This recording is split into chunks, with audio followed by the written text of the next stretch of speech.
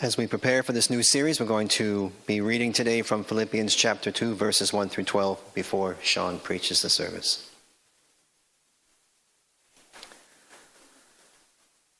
Philippians 2, starting in verse 2. Therefore, if you have any encouragement from being united with Christ, if any comfort from his love, if any common sharing in the Spirit, if any tenderness and compassion, then make my joy complete by being like-minded, having the same love, being one in spirit and of one mind. Do nothing out of selfish ambition or vain conceit. Rather, in humility, value others above yourselves, not looking to your own interest, but each of you to the interest of the others. In your relationships with one another, have the same mindset as Christ Jesus, who being in very nature God, did not consider equality with God something to be used to his own advantage. Rather, he made himself nothing by taking the very nature of a servant, being made in human likeness. And being found in appearance as a man, he humbled himself by becoming obedient to death, even death on the cross. Therefore, God exalted him to the highest place and gave him the name that is above every name, that at the name of Jesus every knee should bow in heaven and on earth and under the earth, and every tongue acknowledge that Jesus Christ is Lord, to the glory of God the Father. This is the word of the Lord. Let's pray for Sean before he preaches. Father God, we thank you for our brother. We thank you that he and his family are here now, especially Cindy. We thank you, Lord, for the move that they made. And as we move forward, Lord, looking at your word together, may you open up our minds and our hearts as we move together forward by studying your word. Amen.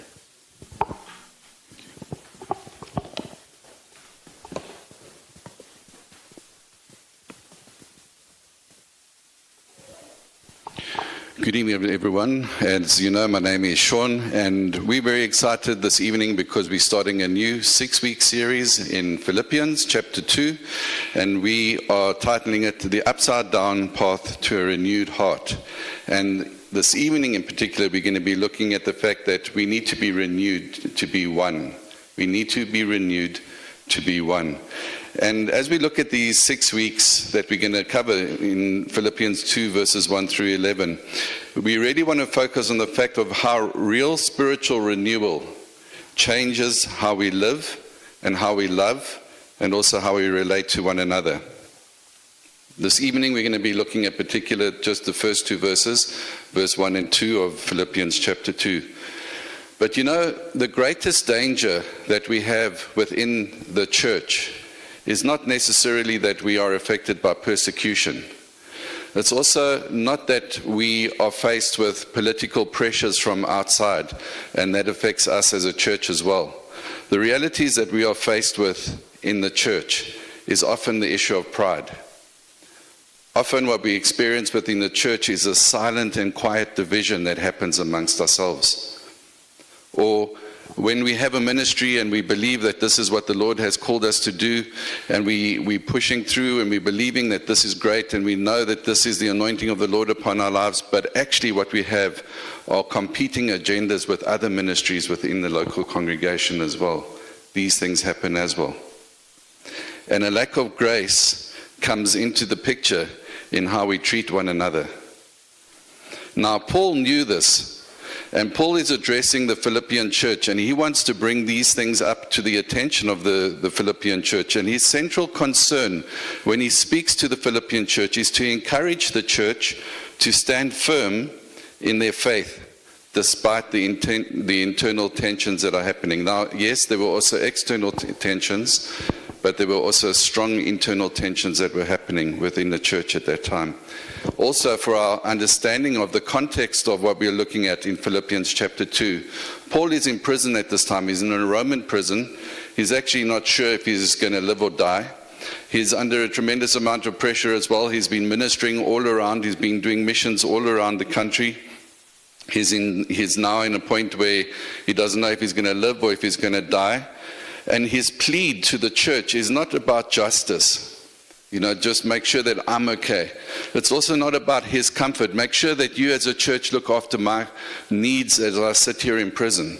Rather, he's writing to the Philippian church and he's saying to them, my priority for you is that you remain united. Unity is the important aspect of what you need to look at. And Paul believed that when a church lives out what it has already in Christ Jesus, its unity becomes unstoppable.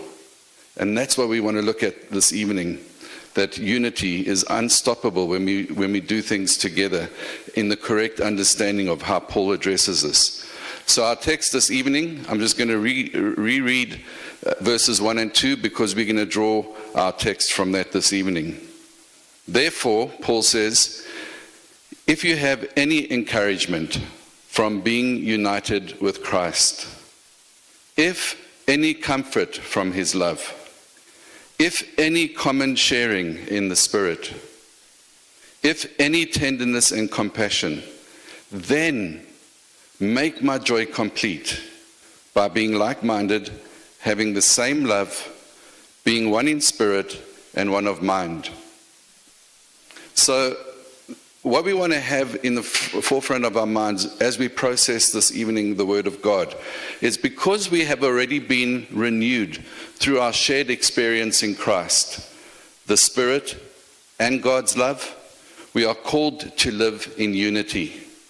Thinking together, loving together, and striving together as one. Keep that within your mind this evening as we unpack the sermon. And what we're going to be doing is we're going to look at three aspects this evening. We begin by remembering what God has already done for us. We're going to look at that. Then we're going to respond to that reality of what Christ has already done for us. And then finally we're going to reflect on that unity and what it actually means for us as a church. But Paul's plea is for a church that lives as one. And we as River Life Church need to aim for that as well. Because if Paul was speaking to the Philippian church on this theme, on this point, we need to listen carefully as well. Because they were going through experiences that we can learn from as well. But the question then is, how do we actually live in unity? What is that all about? And the first point is this. We need to remember what God has done. Paul begins with 4 affirmations in this particular scripture in verse 1 of chapter 2. And he presents 4 foundational spiritual realities that we need to have in the forefront of our minds. We need to live that reality. We need to understand that with that we can start moving forward in the foundation of what unity really means. So he says, and he starts off in the scripture, and he says, if encouragement. So if you have encouragement in Christ. And the reason why he brings this up is he's reminding the church, he's reminding the Philippian church, he's reminding us that it's because of the fact that Christ strengthens us because of what he has done. As the songs that we have sung this evening. Because of Christ, we have this encouragement, and this strength brings us into a union with the Lord Jesus Christ. It positions us into a place that is very strong for a foundational spiritual reality of who we are. And then Paul says as well, if we have comfort from love, in other words, the reality of the fact that from the Father, there is this flowing and continual faithful love that is coming towards us. So we find comfort from this love. If we have found comfort from this love, which has come from the Father, he then builds the third foundation and the third spiritual reality. If we have fellowship with the Spirit, in other words, when we share life in the Holy Spirit, and that's our reality. When we are called to salvation, we are sharing in the life of the Holy Spirit. And that brings a deep spiritual bond with others. And then the fourth thing that he says that if you have affection and mercy, we discover that we have this real compassion that comes from God. These are 4 foundational spiritual realities in terms of the foundation for unity. Why is he pushing unity the way that he is? Well, theologically speaking, what we see and what he's actually doing is he's setting a Trinitarian foundation. Trinity speaks of the Father, it speaks of the Son, and it speaks of the Holy Spirit. And Paul references the activity of Christ, the love of God, and also the fellowship of the Spirit. He's pointing to a Trinitarian pattern, and this is critical for us to understand when it comes to understanding unity. Christ is bringing encouragement, and this is the inner strength that is grounded in our union with Him. God is bringing this deep comfort for us that when we go through suffering, when we go through internal tensions that we may experience from time to time within the church or outside of the church or in the workplace or in our marriage or in our relationships, whatever the nature may be, God's love brings deep comfort into those spaces. And also, when we look at this Trinitarian pattern, we see that the Spirit is binding us together through shared participation in His presence, as we do with worship, as we do in prayer, as we do in life groups, as we do in the different ministries that we have and the Lord has led us to lead. We have a shared participation in His presence. And these form the spiritual foundation of unity. The Trinitarian pattern, the fact and how the Father, the Son, and the Holy Spirit operate together is critical for us to understand how unity works even within our own lives. And the structure follows a very clear pattern. There are these assumed realities that Paul is sharing, if encouragement, if the way that God is working within our lives, the love, the mercy, the fellowship of the Spirit, if these things, then there needs to be an expected response on our part as well, as he was speaking to the Philippian church. And these things, the fact that we look at this Trinitarian pattern as well, that Christ brings encouragement, that God's love brings deep comfort, that the Spirit binds us together, they're building on each other. And these are all internal experiences that happen within our lives,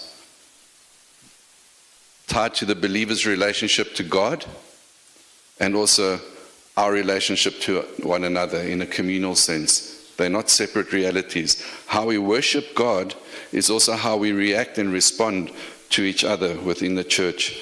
And these were the core elements of the early Christian believers. This is how the early church believed. This is how they operated. Believers are described as those who are already in Christ.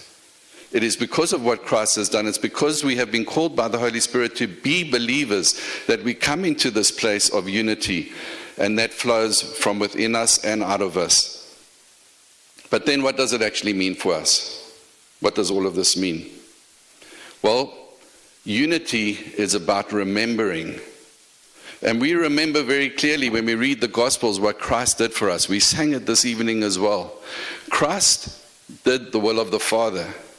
And what He did was He said, I will do that which you commissioned me to do. I will do your will. I will come to this earth so that I can make a way for each and every single one of the people that are sitting here tonight, and everyone that has not come through these doors yet on the streets and at restaurants and wherever they may be tonight. Jesus came for every single person, that He would then live and identify with us. And we're going to see that in the scripture as we unpack it over the weeks, that He would identify with our reality to the extent of absolute suffering. And then He would die in our place because we are so sinful. We carry so much sin and guilt and despair and anxiety and all these different aspects in our lives. But He will take that upon Himself, and He will say, you, humanity, are forgiven because I take upon myself your sins. And then in that state, even though my Father will turn His back on me, which the Father did, He went to the grave, He removed the keys of death, but He was resurrected again to the fullness of life and seated at the right hand of the Father so that He could intercede for you and for me. And this is the joy of what it means when we remember. Unity begins by remembering. We need to know that as we live life, we need to remember the things that Christ has done for us. That brings unity. It's not about creating something new, unity, but living in a response to what is already ours. We live in a very, very, very powerful position as believers when we remember what Christ has done. So we need to ask ourselves, am I living from this encouragement? The ifs that Paul is presenting here in verse 1, or am I living in my insecurity? Because often what we do is we say, Lord, thank you for my salvation, but I just can't get over my own shadow. And the Lord's not expecting you to get over your own shadow, but He's certainly not wanting you to live with this. I'm so inundated by this shadow that I can't make progress within my life. Is insecurity the thing that is holding you back, rather than remembering the fact that you are in Christ and you are united in Him through this encouragement? We need to ask ourselves, am I living in a position of pride, or from the mercy that I have received from our Heavenly Father?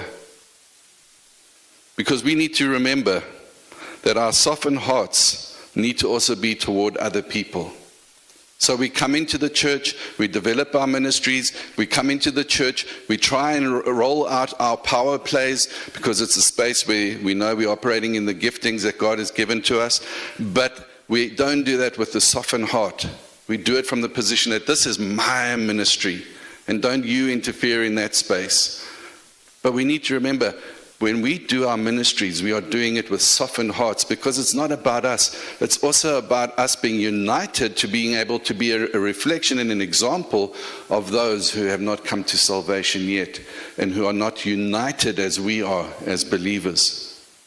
The shift from foundation, that is what we have, to exhortation, that is what we should do, is coherent, and it is expected of us as believers.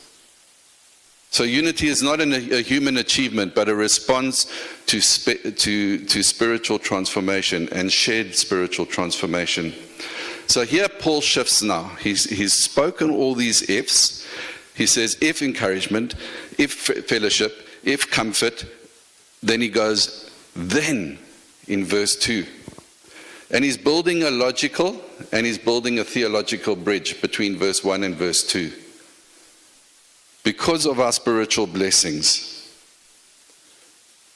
then because of that, we have a response that we have in unity. So this leads to our second point. We need to respond to that reality. When we have unity in Him, we need to respond to that unity. There's some power, there's some reality, there is the expectation in our lives, knowing that unity is something that we have to respond to. Paul urges him, and he says then in the scripture, then make my joy complete. All of these ifs, then make my joy complete. And this is a deeply personal thing that Paul is saying. I already said he didn't ask for them to bring justice in terms of what he's going through and bring comfort in terms of what he's going through. He said, no, be united, because when you are, you make my joy complete. Because he knew, even though he was in a place of suffering within a prison, the reality for the church is that when they are living in unity, even he is strengthened in the place of knowing that in his suffering, unity keeps him strong as well. Paul's joy is tied to their unity. So in biblical terms, this follows the pattern again. God is acting within our lives. God is acting in the Philippian church. And there is a response. We, the church, need to respond to what God is doing. Because unity is not a self-manufactured thing. We don't try and create unity in church. It's the fruit of grace. It's because of what Jesus has done. Our attention turns to Jesus all the time. And don't underplay the fact that you are a saved, regenerated believer in Christ. There is such a power that resides within us, and that unity because of that in what we can do as a church. This unity connects the believer's internal and spiritual experience with God. I want to repeat that. The unity that we have together as the body of Christ, as a church, this which connects us these internal and spiritual experiences in our lives, these things connect us with God. God is in us. This power resides within us. This isn't something that we hope that we can attain to. We already are in that position of unity because of Christ Jesus. It speaks also to our external relationships with one another. We are able to be very powerful people together because Jesus Christ has done a work. There's a Trinitarian pattern happening where the Father, the Son, and the Holy Spirit are evidently working and are within our lives. Why the Father, the Son, and the Holy Spirit has such a deep love for us blows my mind whenever I think about it. But it doesn't take away the reality that it is true. And He loves us that deeply. No matter how deep and difficult your circumstances, His love runs far deeper than that. And therefore our external relationships one to another are so important in terms of unity. And that's also because they share we share all these divine gifts together. And we are expected to respond in a unified manner. And Paul's argument assumes that his readers, or the church as well, are regenerated. In other words, the call to unity is grounded in our salvation. If you are not a believer, you cannot enjoy this unity. But when you call on His name, you become a part of that unity. And in that unity, there is a lot of encouragement. There's a lot of fellowship. There's a lot of affection. There's the mercies of God. There's things that we do not receive from this world that we find in the living God. So in our salvations, we are called in our salvation, we are called to unity. But why bother with unity then? Well, again, for us to understand it, we need to see what Paul was doing in writing to the Philippian church. We need to understand the background once again. What was Paul trying to accomplish by saying be united? In that particular day and in Philippi, the particular area that they were living in was culturally in a very pagan nation.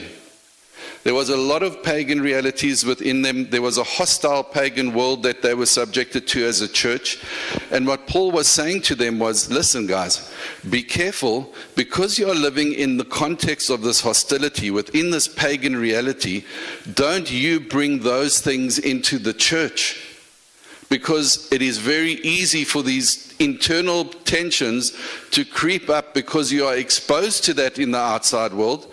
It's very easy for us as well when we are out there. We know through media, you don't even know who to believe. You don't know if this news channel is actually telling you the truth, because when you swap over to another thought and processing of news, you find a completely different story. And these things come to pressure us in our being. And when we walk into the church, we come with our differing opinions, and then we bring those into our ministries, and then division starts creeping into our space. Paul was saying to the church, be careful of these things. The hostility from these pagan worlds that you are living in, the Philippians. Don't start living like the non-Christians are living. The environment posed a threat not just externally, but very internally as well. Don't foster this potential division, Paul was saying to the Philippian church. The church's internal cohesion became crucial. Our cohesion as River Life is so critical in being able to stay strong in a world where everyone and everything is against anything that has to do with the Lord Jesus Christ. Unity was not just desirable, but necessary for endurance. If we want to endure as believers, as River Life, because we are heading forward as River Life. The Lord has called me. I'm working with you. We are in this journey together, but we are moving forward in unity, in the power of the Holy Spirit. But we're not to foster any potential division or internal difficulties. Rather, the church's internal cohesion is crucial. Unity was not just desirable, but necessary for endurance. And this is our common foundation. Just like that of the early church. which means disunity is something that we have to eradicate from our thoughts, from our actions, and us moving forward. It's not only problematic, disunity, but it's highly inconsistent with our faith experience. What is our faith? It's built on the Lord Jesus Christ.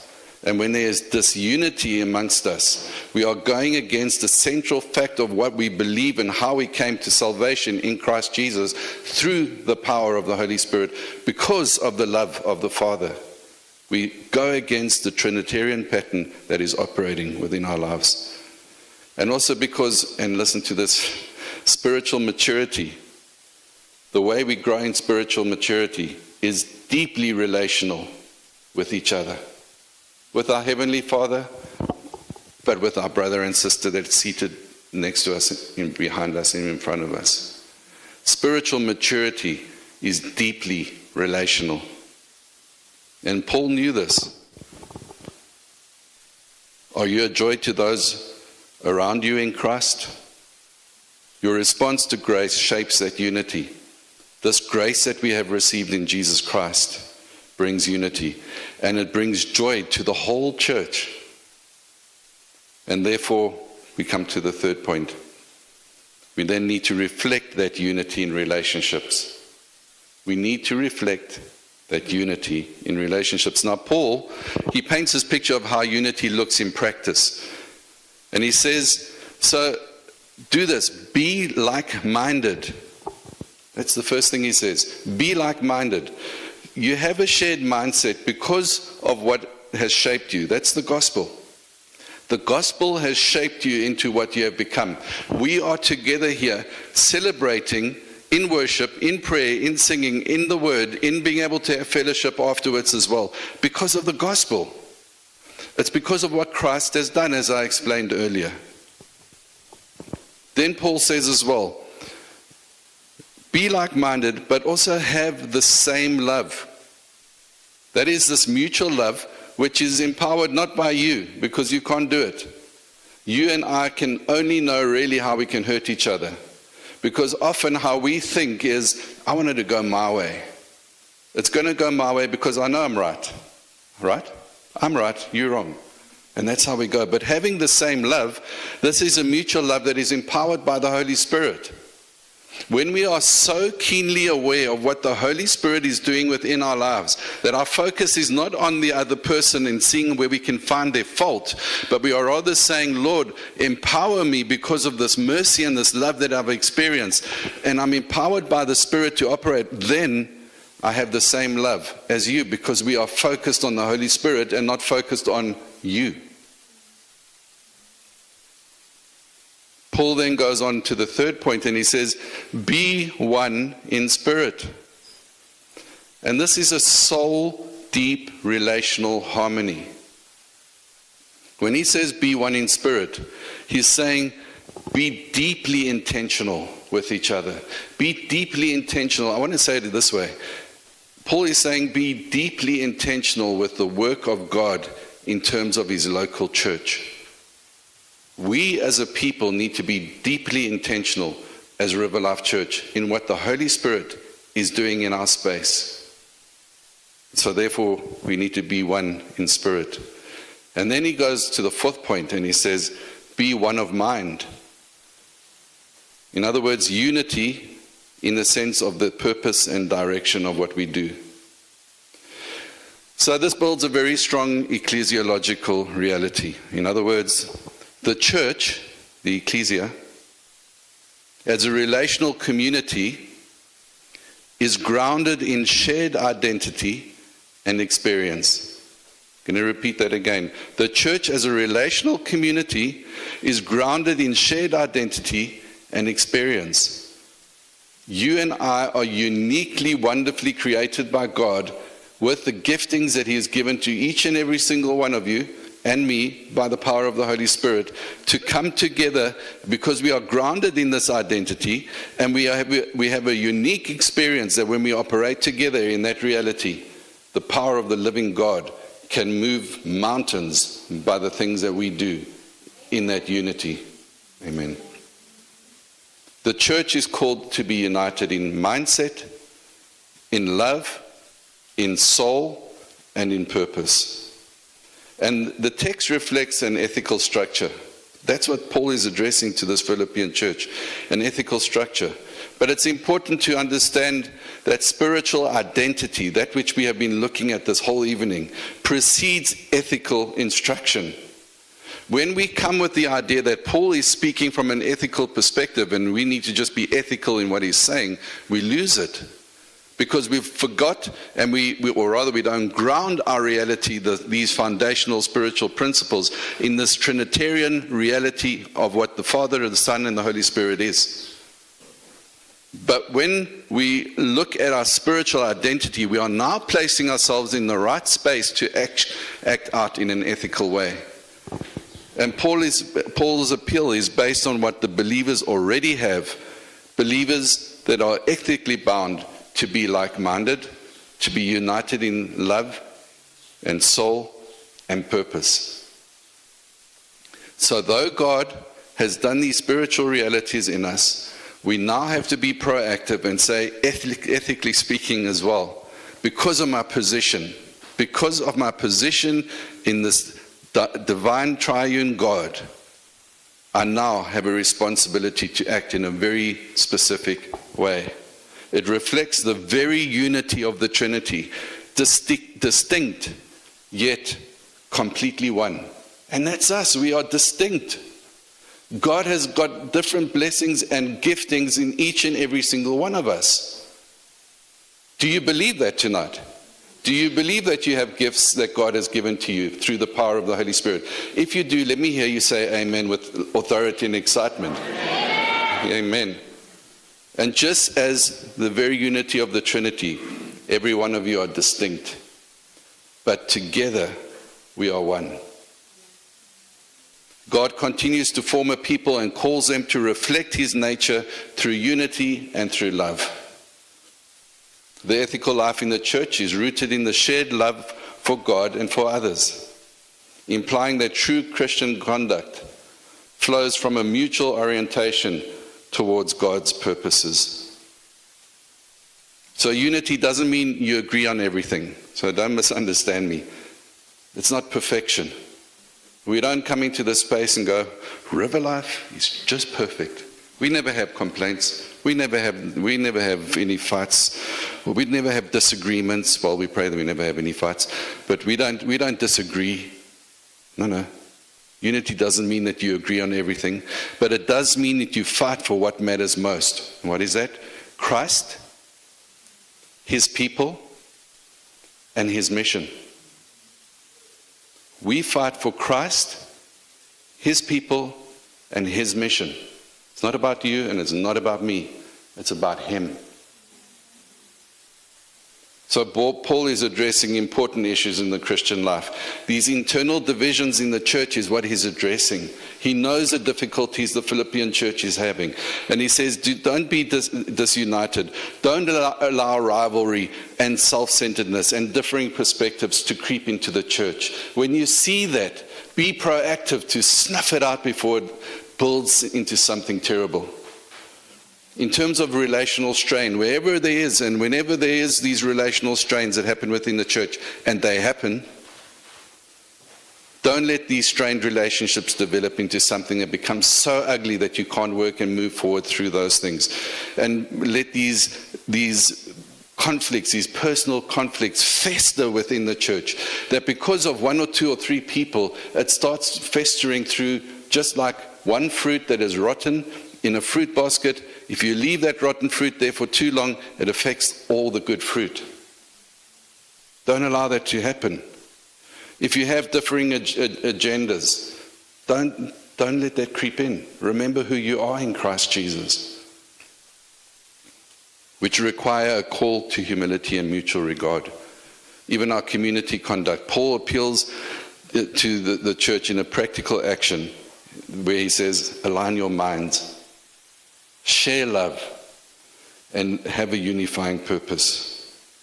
So to conclude, you've been renewed. Do you believe you've been renewed? Live it. Live it. You've received grace. Do you believe you've received grace? Then reflect it. You've experienced the Spirit, have you? Now walk in step with Him. I want to say this in closing. If any person in our church, in River Life, and this is the practical application of tonight's sermon, if any person in this church has offended you, and that person wants to reach out and reconcile, it's not easy to be on the receiving side of someone who you've offended, or you have been offended by, sorry. But remember what we've looked at this evening. It's what Paul is saying. He's saying, let's live in unity.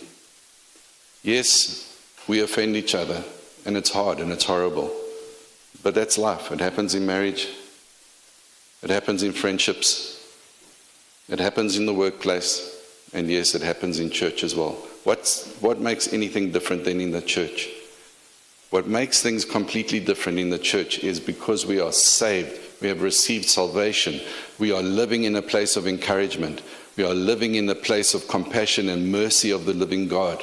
We are living in a fellowship of the Spirit. And the Father, the Son, and the Holy Spirit, they're very sensitive.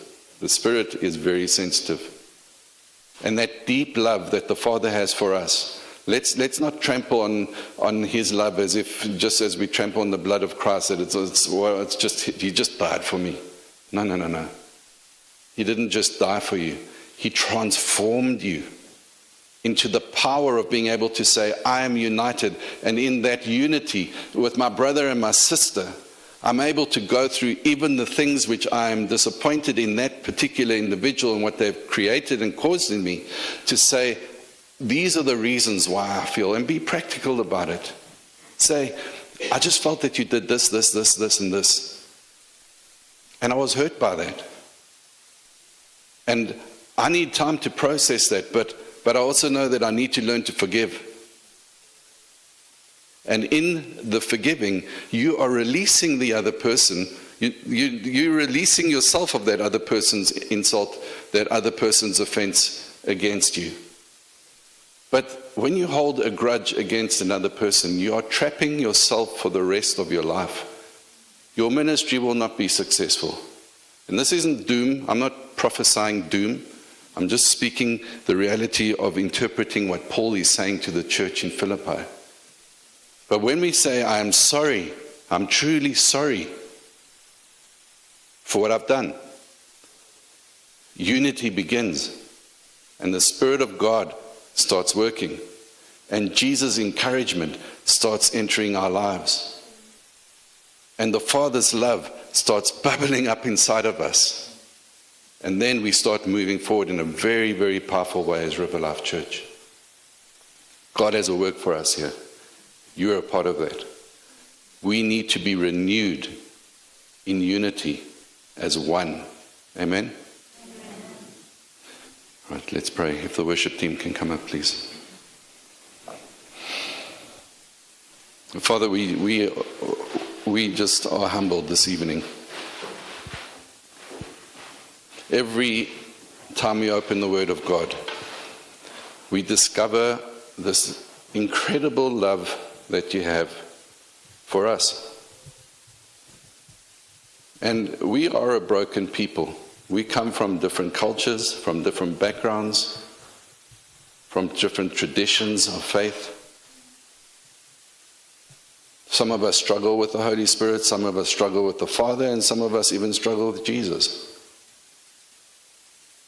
But even despite our struggles, you remain faithful toward us.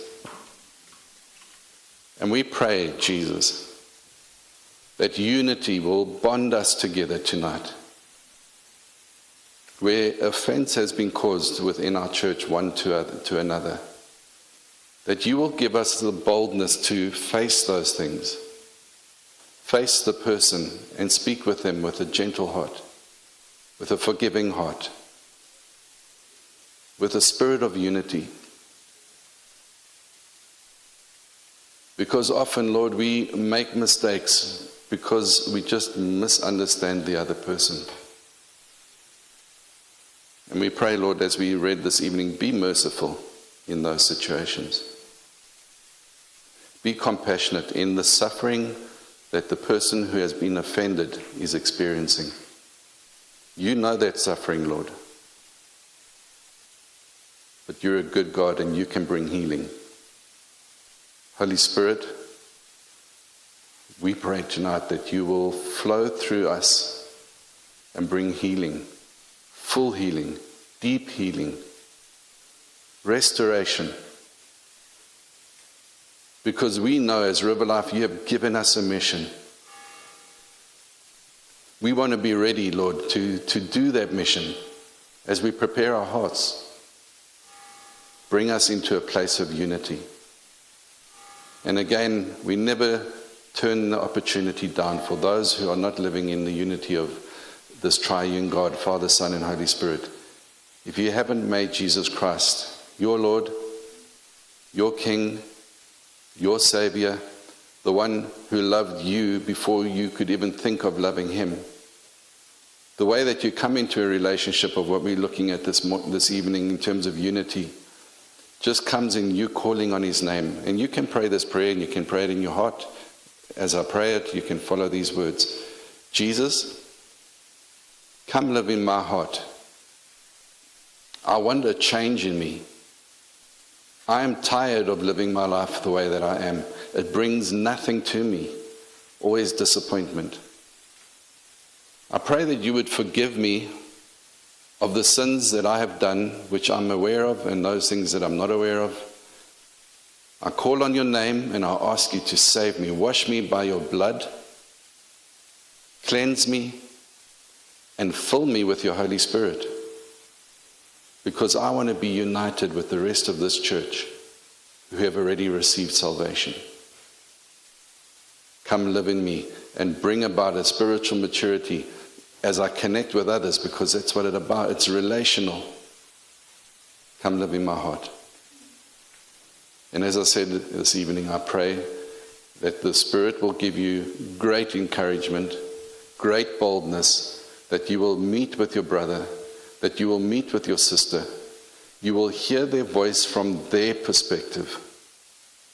And the other will hear the voice of the other from their perspective, so that you can reach a common ground in Jesus Christ and in unity. Let bygones be bygones. We have hurt each other, but the Spirit of God will bring restoration and healing into that space. Rest in the Spirit and know that He is with you and He will guide you, and it will take time. I'm not saying it's a click of a finger that all things just become perfect overnight. It can. But even if it takes a bit of time and you've got to work through that hurt, do it in a spirit of unity. In Jesus' name, Spirit of God, fall afresh on us. Live deep in us and bind us together in unity as River Life Church. Amen.